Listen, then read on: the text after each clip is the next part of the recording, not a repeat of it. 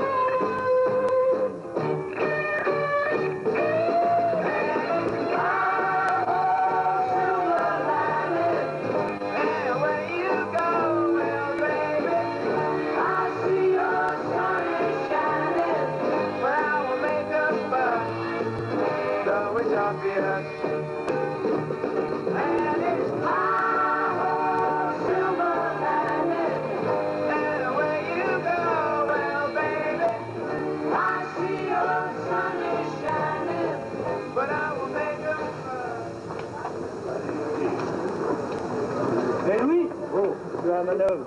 Ah, il faut y aller à la manœuvre, Louis, parce que je vais interroger votre comparse. Alors, dites-moi, vous êtes à la manœuvre de cette chose impressionnante qu'est ce pont. Impressionnant. Oui, c'est impressionnant.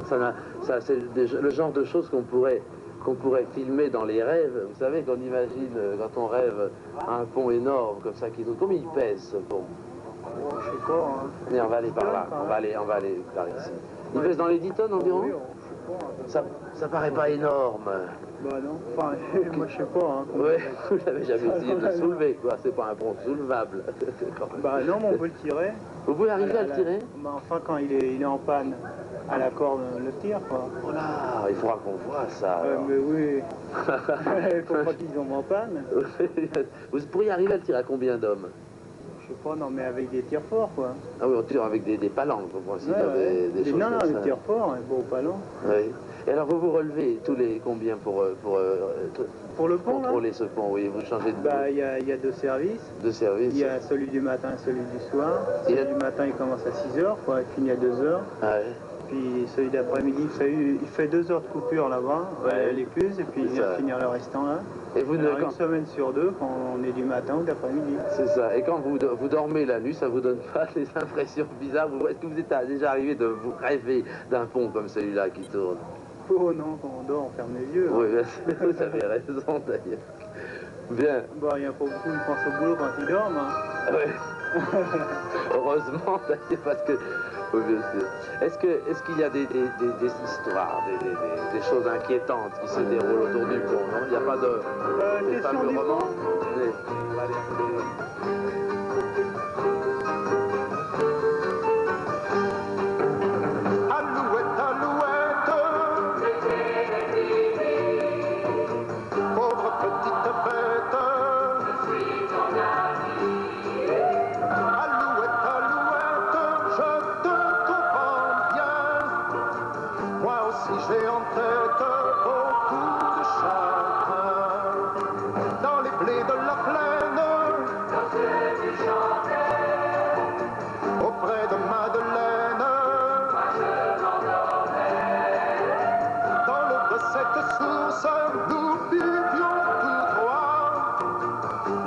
était si douce, si pleine de joie. Chantons tous les deux, un autre jour peut-être on sera heureux.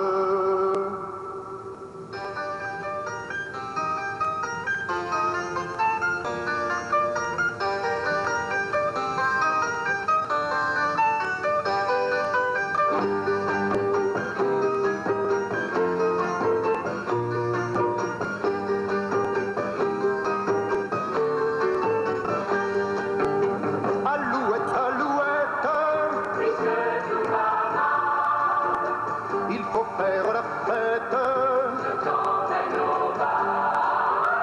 Viens donc sur mon épaule, viens te réchauffer. Tu verras, je suis drôle, je sais bien danser. Et puis si tu t'embêtes, il y aura des noisettes.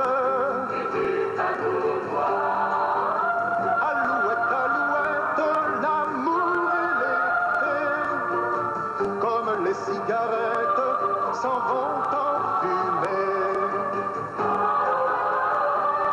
Non, ne t'en fais pas, alouette, alouette, l'été reviendra.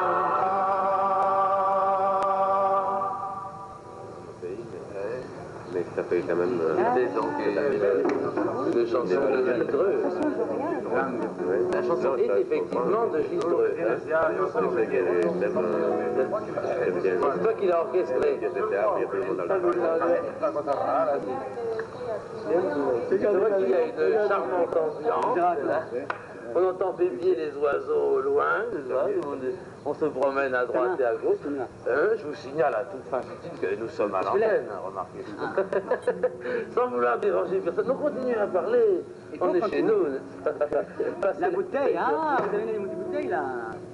Pas des soulards. Bien, Gérard, quelque chose de chiffonne. Ah, puis là, elle va tomber là-bas. Je bricole. Oui. Est-ce que ça vous dirait... du mur. Tu veux parler là? Est-ce que le pont tournait tout à l'heure? Il tournait, le pont tournait. J'ai pas vu. Non, j'ai pas vu. Très bien, qu'est-ce que j'ai regardé? Oui, je me demandais si on n'aurait pas un plaisir là, serré comme autour d'un feu de camp scout, à entendre Paco, qui n'a d'ailleurs absolument rien de scout, d'ailleurs, ceci dit. On va t'entendre? Oui. On va t'entendre? Tu es un disciple de Moshe Naïm? C'est pas des disciples, hein, il ne veut pas. Tu es un puritain de la forme, Moshe Naïm. Ouais. Hein, tu ne veux pas qu'il s'agisse d'un groupe qui, au fond, est un groupe de disciples. C'est plutôt moi qui l'a formé quand un professeur. Tu lui as appris à chanter? Ne chantais pas du tout? Non, à reconnaître. Je veux dire que Moshe Naïm, on ne sait pas comment donner les termes de la profession de Moshe Naïm. C'est pas une profession, c'est une profession de foi. Dans le sens, oui. Oui. Je reviens. Où tu vas? C'est mon jerrycan, il est tombé. Jerrycan qui va faire. C'est pas facile. Oui, d'abord, on lui casser la batte de François Rabat. Pourquoi est-ce qu'on est ici d'abord? Est-ce que tu l'as dit, Romain? On est ici, mais je ne sais pas. On fait le petit dimanche illustré, comme tout le monde le dimanche fait son petit dimanche illustré. Nous faisons le nôtre. Hein? Pourquoi ici? Pourquoi ici? Dans cette maison? Il fallait bien se mettre quelque part. Il y a de la place, le loyer n'est pas cher. Parce que c'est gay. Parce que c'est gay. C'est un peu frais quand même. C'est pas Ibanez. Ah, j'attendais. Oui, eh bien, oui, nous sommes ici. Nous sommes installés comme des malotrues chez Paco Ibanez. Et on va écouter d'ailleurs Paco Ibanez qui a quand même une nette priorité puisqu'il est chez lui après tout. Aubervilliers. On t'écoute Paco là. Sérieusement, on y va? On y va? Ah oui. Quelle chose? Grenade. Grenade. Oui, Grenade. Hein? Très bon.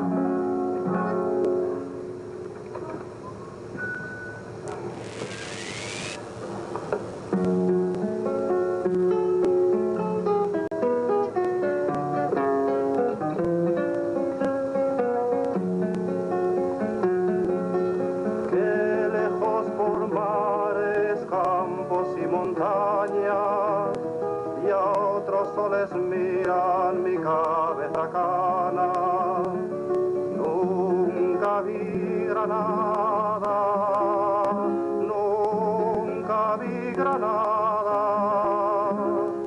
Mi cabeza cana los años perdidos, quiero hallar los viejos borrados caminos.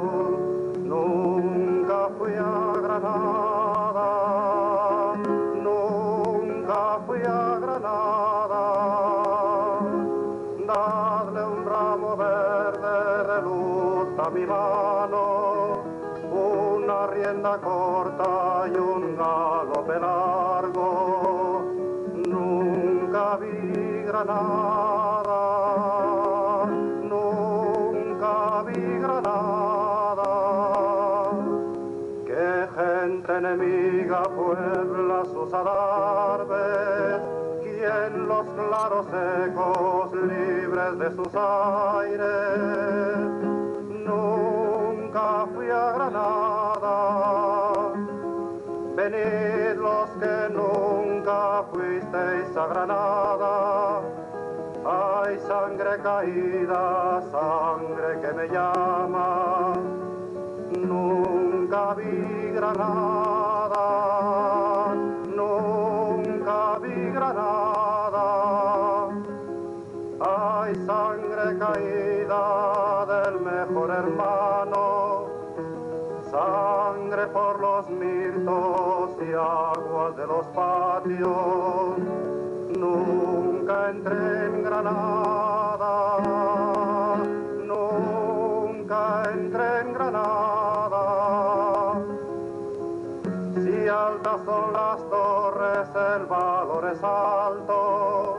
Venid por montañas, por mares y campos. Entraré en Granada, entraré en Granada, entraré en Granada.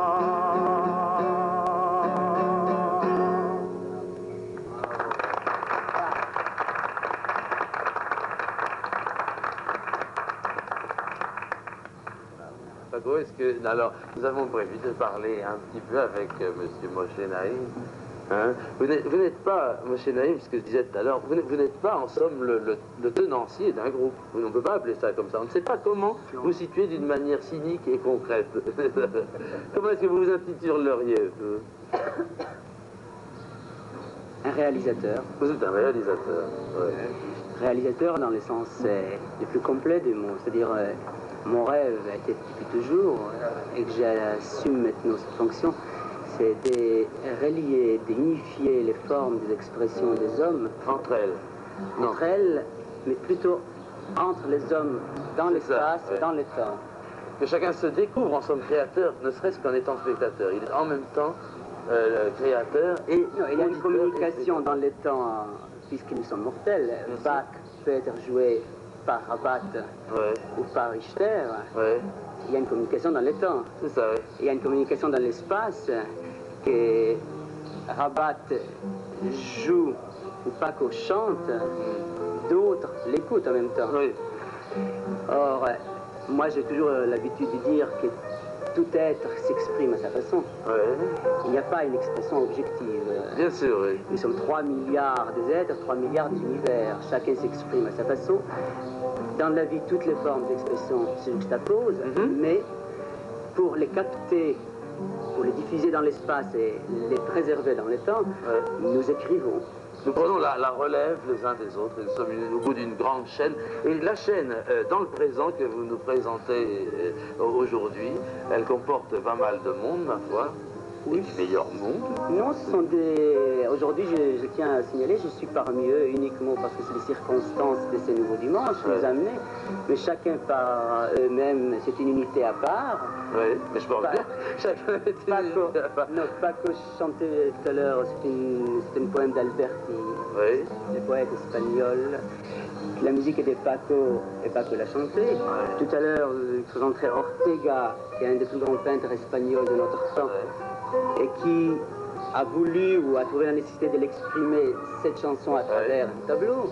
Et Carmela et maintenant, Sangla les réalise à travers le cinéma. Ouais. Carmela, Carmela, moi, j'aurais bien voulu dire que c'est pour moi la plus grande chanteuse que nous avons. Mais il faut le dire si tu le penses. Et qu'elle est très peu connue. Dans quelques instants, nous serons plus nombreux à le penser d'ailleurs. Elle est venue spécialement pour nous aujourd'hui. Elle est en Suisse. Elle va nous chanter. Voilà. Carmela.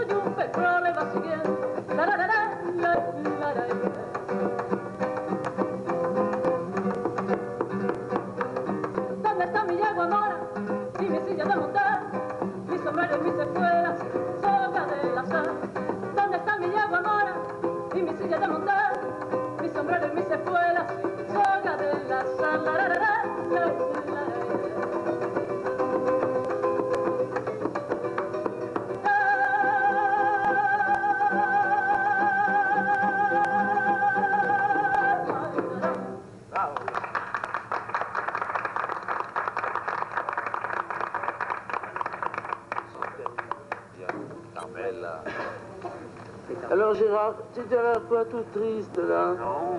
Il est pas triste, il est romantique aujourd'hui. Fais voir tes mains, fais voir. Non, mais dis, fais voir tes mains. Je ne voudrais pas que tu joues avec les choses qui sont autour ici. C'est des choses à Paco. Ne touche pas les moteurs, ne touche pas. Est-ce que tu touches à la contrebasse de Paco? Je la protège depuis un moment. Moteur de Paco. J'ai cassé une boîte de vitesse, je pourrais coller un peu. Non, j'ai l'air un peu éteint parce que je reviens. Tu reviens de Je loin? reviens d'un pays où il fait 20 degrés aujourd'hui, ou 22 degrés. Je reviens de Marseille. Il fait 22 degrés à Marseille. C'est agréable dans l'avion quand on entend nous venons d'atterrir à Marseille, la température extérieure est de 20 degrés. Quand tu sors, tu es Après, tout. on vient à Paris, 9 degrés.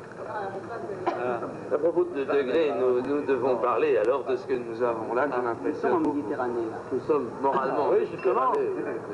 Tu vois, quel est le... Alors, c'est des peintures que j'ai vues qui étaient reproduites sur la pochette du disque. Oui, ça, la chanson de Paco Ouais. qui vient de chanter de Alberti, c'est la vision, si vous voulez, ortegienne de Ortega, Ah oui, de la même chanson. de la chanson, mais reflétée par le peintre Ortega. Je pense bien, il aurait eu du mal à la faire sans la refléter. Ah oui. Mais dans le fond, ce n'est pas une illustration pour Oui. ce son-là, c'est un âme parallèle qui fait une coïncidence avec l'esprit d'Alberti et l'esprit de Paco. Bien. Et je me perçois que c'est la maquette en quelque sorte de ce qui est reproduit sur la couverture. Oui. Dans le disque, bien sûr, que Que signifie le fameux... Ah oui, voilà, c'est cette c'est chose-là. celle-ci, oui. C'est celle-ci. Et que signifie le fameux Amen? Pourquoi? Parce que Amen, ça a un rapport évidemment avec le nom, Moshe Naïm. On le dit souvent, mais peut-être je suis prédestiné pour ces MN, mais plutôt les MN, ce sont deux lettres qui dans tous les alphabets du monde se suivent obligatoirement. Mais j'ai cru utile prendre la première expression graphique plastique de l'homme sur la Terre. Lorsque l'homme voulait s'exprimer en vue de transmettre à l'autre les besoins de l'eau, Oui. il a dessiné par terre les signes de vagues d'eau, qui nous donnaient après les signes des lettres M, N, et qui s'exprimaient, ces lettres, Oui. par les sons M, Oui. N. Je comprends bien le point de vue, mais je vois que le M, ici on ne doit pas le voir d'assez près, le M est rond, il est arrondi suivant le M et suivant la forme de la vague, mais le N est extrêmement carré là. C'est juste, ça c'est une forme tout à fait moderne, appelée ça contemporaine. Oui, La forme initiale des M, c'était les vagues. c'est ça, oui. Ce que je voulais dire, que toutes les formes d'expression, quelles qu'elles soient, elles sont une forme féministe. Les gens qui s'expriment sont les féministes. Ouais. Ceux qui les captent sont les autres. Je l'ai mis en noir et blanc parce que le blanc est l'ensemble des couleurs, le noir est l'absence de couleurs. Les traits d'union qui les unissent, c'est l'union de toutes les formes entre le blanc et le noir. C'est compliqué quand même, parce que c'est comme les écussons anciens, tu sais, au Moyen-Âge, il y a une signification pour toutes les données de l'image. Oui, mais les significations sont peu importantes. Toute une symbolique. Enfin, l'important à savoir, c'est que nous sommes tous, sans le savoir ou en le sachant, des héménistes, puisque nous avons tous un besoin de... Enfin, nous nous exprimons tous... En vue de transmettre aux autres. En vue de transmettre aux autres. Bien, ça fait plaisir de savoir. Ben, dites donc, mais vous vous rendez compte de ce qu'on vient de vous annoncer, là? Et c'est comme ça que vous réagissez. Voilà, indifférent. On leur dit que vous êtes des héménistes. Mais il y a un monsieur qui s'appelait Monsieur Jourdain qui a appris un jour qu'il faisait de la prose et qui était drôlement content. Il n'était pas blasé. Pourquoi on n'a rien dit? C'est pourquoi on n'a rien dit. Bon. Alors, moi je voudrais bien qu'on peut entendre à nouveau, oui, Carmela. Oui, Carmela qui doit chanter une autre chanson. Ah oui, il faut, hein. On dit des bêtises en somme, vraiment. Quoi, on dit pas des bêtises? Tu dis rien. Je suis dans la cigarette. J'ai pas de feu.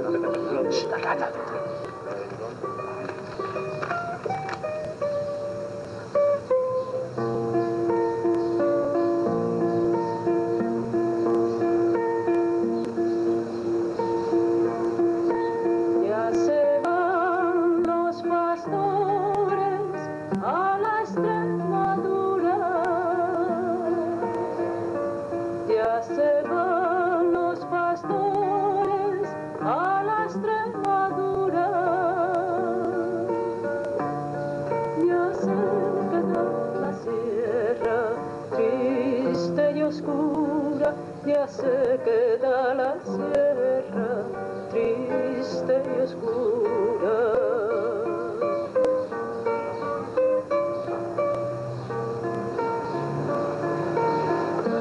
Ya se van los pastores, ya se van marchando. Ya se van los pastores, ya se van marchando. Ya todas las tagalas quedan llorando, ya todas las tagalas quedan llorando.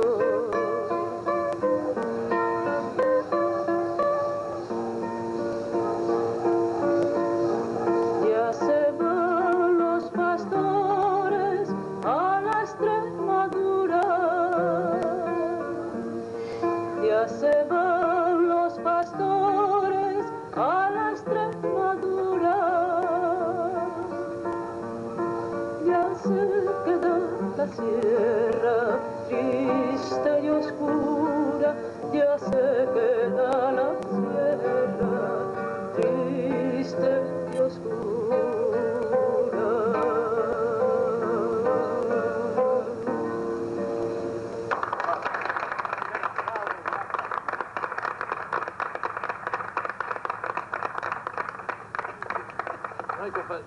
Qu'on dise deux choses pendant cette intervention. D'abord, qu'on fasse un résumé très rapide des gens que vous allez nous présenter, Moschino. Un passage en revue. Carmela, Jean Morlier, compositeur et orchestrateur. On en parlera, le compositeur humoriste, qui a d'ailleurs composé la chanson qu'on a entendue chanter par... Non, orchestré.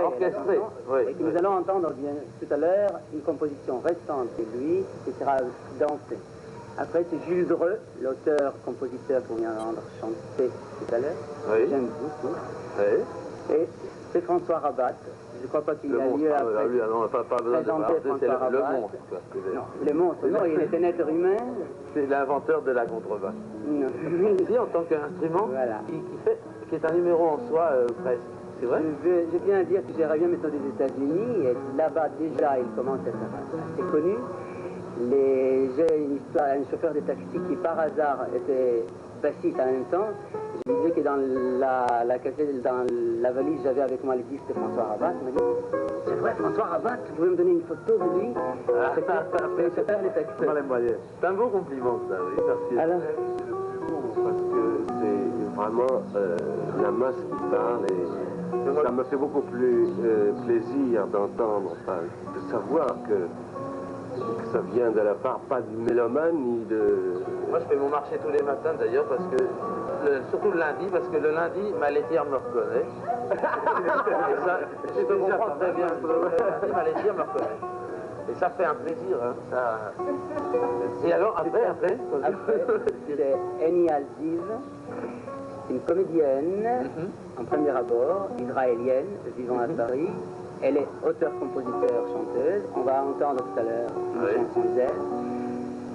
Et vous l'appréciez. Oui, continuons. Après, c'est Martinez, sculpteur de la République dominicaine, de Saint-Domingue, dont je crois... Nous allons, on va certainement parler un braque là-dessus, ça, oui, sur il y a les sculptures de Martinez. Ah oui, des plans de coupe qui sont faits dessus. Or, comme il y a une petite unité espagnole sud-américaine. Ouais, ouais. Et puis alors il y a Gérard Klein qui est un héméniste, qui ne savait pas avant de venir. Moi j'écoute moi aujourd'hui. Je suis venu, j'ai ma salle, j'ai bricolé, j'ai cassé une boîte de vitesse, je suis très heureux, je viens de Marseille, tout va bien.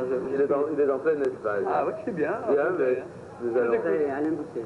Après, on a parlé de... on a parlé de... Alors, on va écouter François, alors. Mon batteur Marcel Blanche soit installé. Il est très bien, là. Le grand batteur Marcel Blanche. Je vais m'installer à mon tour, gentiment. Oui. Mais tu nous dis qu'est-ce que tu vas jouer là? De quoi s'agit-il? Un morceau nouveau. Monte avant de parler parce qu'on ne t'entendra pas si tu es trop loin du micro.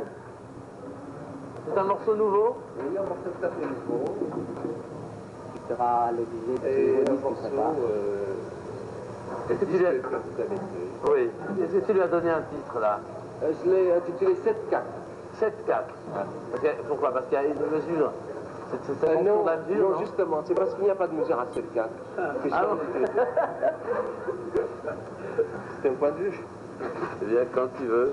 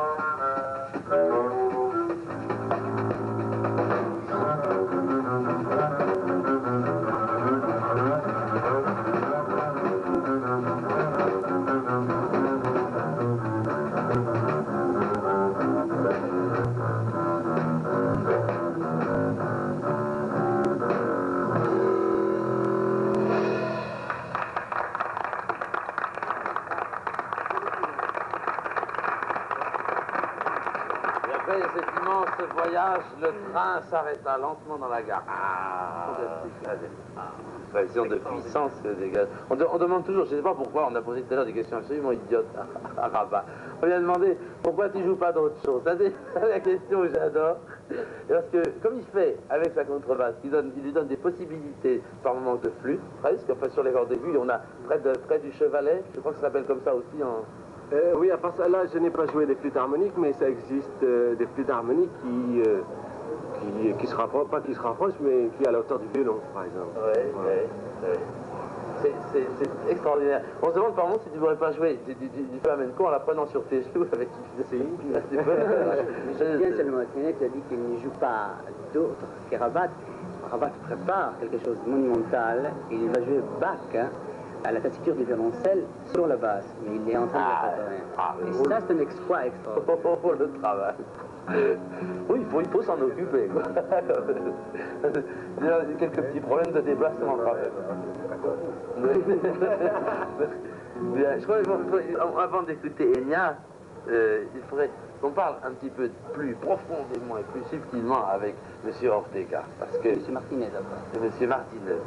Alors, quel est le rapport entre M. Ortega et M. Martinez? Ce sont des gens qui travaillent... qui s'expriment plastiquement. Plastiquement, voilà. C'est comme ça, on regroupe peinture et sculpture en disant plastiquement. Eh bien, il faudrait, pour bien faire, qu'on ait ce que pense l'un par l'autre. L'un par l'autre. Oui. Quelle est votre impression devant le travail de M. Ortega? Chaque artiste a sa façon de s'exprimer et sa matière qu'il travaille. Et son tempérament est traduit par la matière qu'il travaille. Bien. Et vous pensez c'est un langage. Oui. C'est M. Martinez qui parle, je rappelle. Et vous pensez qu'on peut traduire, suivant sa pensée, qu'on peut traduire par exemple un poème ou une chanson sculpturalement, sans donner son idée? Bien sûr. Et bien alors, le problème... Comment on peut essayer? On peut essayer. Non, je ne crois pas qu'on peut traduire un poème, par exemple. Mais on est impressionné par les soleils ou par la nuit. C'est un poème, on l'exprime comme on le veut. Bien, oui. Parce que là, je vais vous que c'était un piège sordide. Parce que je me posais la question de savoir comment on ferait à ce moment-là pour interpréter une peinture en sculpture. Parce que la peinture, il y aurait des tentations immédiates de la musique a des couleurs. C'est très gênant. Et la couleur a de la musique. Oui. Oui. Ça, on pourrait en discuter pendant très longtemps. C'est un problème. J'aimerais surtout à toi, Ortega, qui dise ta vocation peintre. De ça, on peut discuter comme on peut discuter, on discute la liberté de création. Nous parlons de liberté de création, mais dans le fond, cette liberté de création, il est déterminé par une conscience d'une nécessité, à mon avis. Ouais.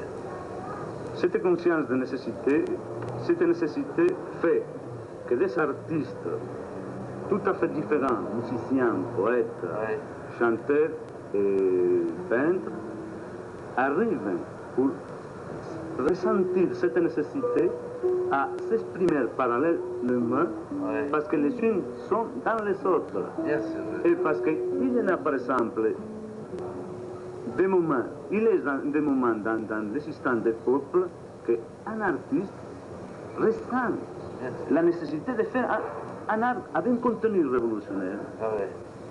C'est par exemple aujourd'hui la situation de nous, artistes espagnols. C'est pour ça d'ailleurs, vous allez prendre cette expression les uns par les autres. Parce que moi j'ai dit que toute expression émane d'une personne et peut à son tour être interprétée par une autre. C'est une forme active ou passive. Moi alors je parle, vous m'entendez, je suis écouté par vous. Ce tableau d'Ortega vu par moi et n'est pas vu par vous de la même façon. Cette musique écoutée par moi et n'est pas écoutée par vous de la même façon. Vous, téléspectateurs. Téléspectateurs, n'oubliez pas que vous êtes en ce moment même des interprètes. Vous pensez, au moment où vous écoutez, vous interprétez. À votre façon. Vous faites votre. Comment dire, vulgairement, on dirait que vous faites votre salade vous-même. Ce qui me ramène à cette expression les uns par les autres. Les uns par les autres. Les téléspectateurs, comment est-ce qu'on dit, les présentateurs par les artistes par les téléspectateurs et inversement. Ben. Non, cette émission est filmée par Sanglas. Ouais. Elle est jugée par Sanglas. Elle est jugée par ceux qui la voient, elle est jugée par vous.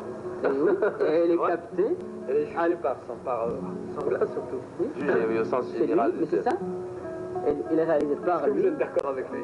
Regarde, Enya Sichar. Elle est l'équipe. Enya Sichar commence à se demander où nous allons là. On va loin. Hein. Allez, on fait encore après une discussion comme ça, chanter. Vous devriez refuser. Non. Non, vous serez bien embêté. Je suis trop belle pour qu'elle refuse. Oui, il ne faut pas refuser. On peut, on va crier un grand Sur la terre, on aime, on oublie. Chaque chose commence et finit. Puis on va vers d'autres printemps, aussi beaux que les précédents. Et je me rappelle d'un sourire aux yeux bleus, une bouche que j'aime. Je n'oublierai jamais. Même la guerre commence et finit. Le temps passe et puis on oublie. Il y a tant de nouveaux chagrins, aussi lourds que les précédents. Et je me rappelle ton visage si sérieux qu'un soir d'automne devait me dire adieu. Tu m'as dit, pleure pas, je reviens, pense à moi et je ne crains rien, car Dieu garde les amoureux. Tu verras, nous serons heureux. Et je me rappelle les étoiles qui dansaient comme si vers elles dans la nuit tu partais. Et la guerre commence et finit. Le temps passe, tu n'es pas revenu. Les étoiles sont mortes là-haut. Mon visage n'est plus tellement beau. Et je me rappelle, je n'oublierai jamais. Je me rappelle, nous étions si heureux.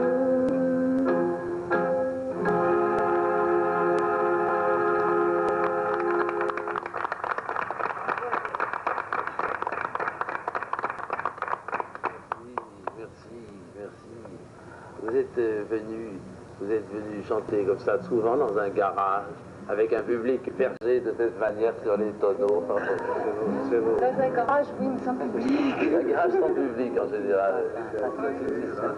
Gérard, tu devrais leur signaler là-haut. Tu devrais leur signaler qu'ils sont héménistes, premièrement, et qu'ils sont interprètes en ce Ils sont moment. les autres.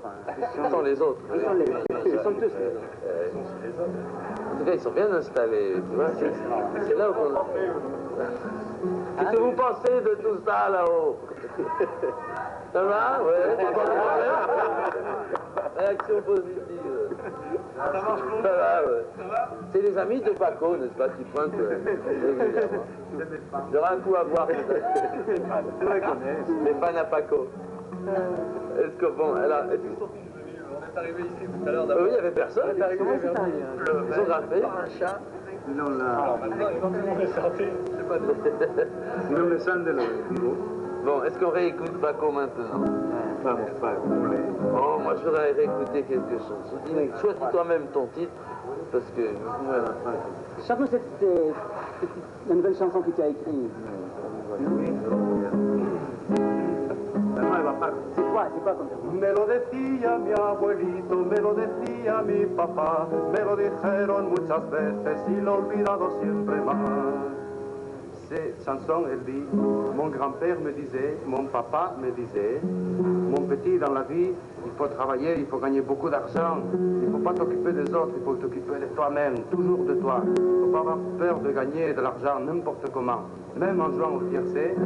Mais moi, je n'ai jamais écouté mon grand-père ni mon papa. Me lo decía mi abuelito, me lo decía mi papá, me lo dijeron muchas veces y lo he olvidado siempre más. Trabaja, niño, no te pienses que sin dinero vivirás.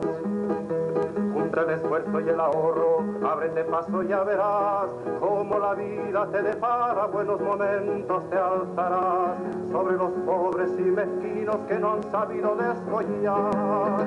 Me lo decía mi abuelito, me lo decía mi papá, me lo dijeron muchas veces y lo he olvidado siempre más. La vida es lucha despiadada, nadie te ayuda sino más. Y si tú solo no adelantas, te irán dejando atrás, atrás. Anda muchacho, dale duro, la tierra toda, el sol y el mar son para aquellos que han sabido sentarse sobre los demás. Me lo decía mi abuelito, me lo decía mi papá, me lo dijeron muchas veces y lo he olvidado muchas más. Me lo decía mi abuelito, me lo decía mi papá, me lo dijeron muchas veces y lo he olvidado siempre más. Y lo he olvidado siempre más.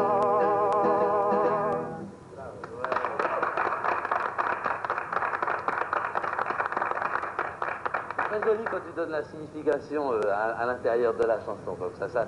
D'abord, c'est plus chouette que quand on te demande après, ça voulait dire quoi, c'est plus présent. Parce que tu devrais être acteur, hein. Tu as fait du cinéma d'ailleurs. Non, ça c'est mon frère.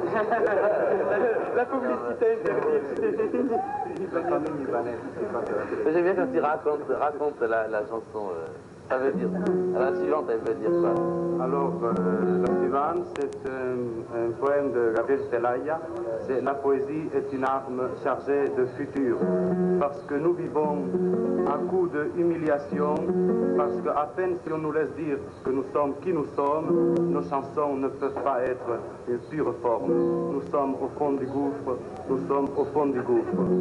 Je maudis la poésie qui était conçue comme un luxe, et ceux qui ne prennent pas parti, et ceux qui ne luttent pas à un moment donné jusqu'à la mort.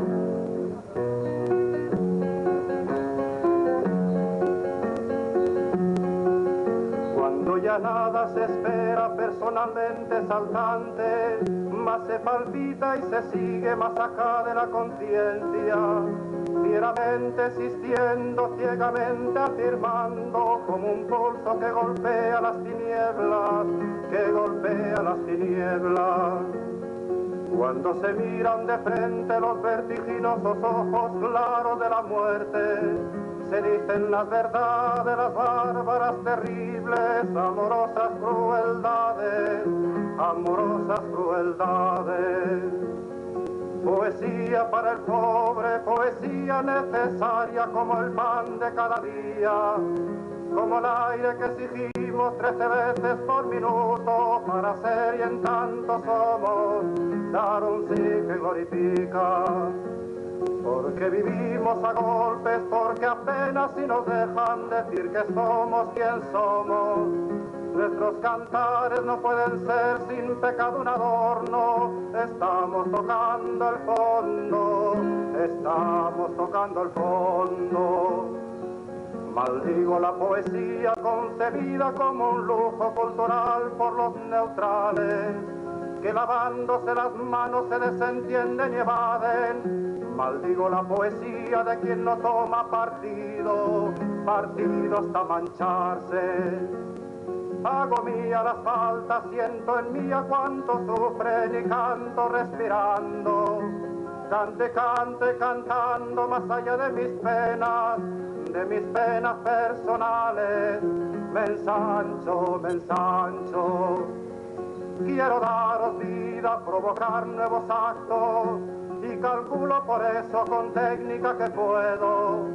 Me siento un ingeniero del verso y un obrero que trabaja con otros a España en sus aceros.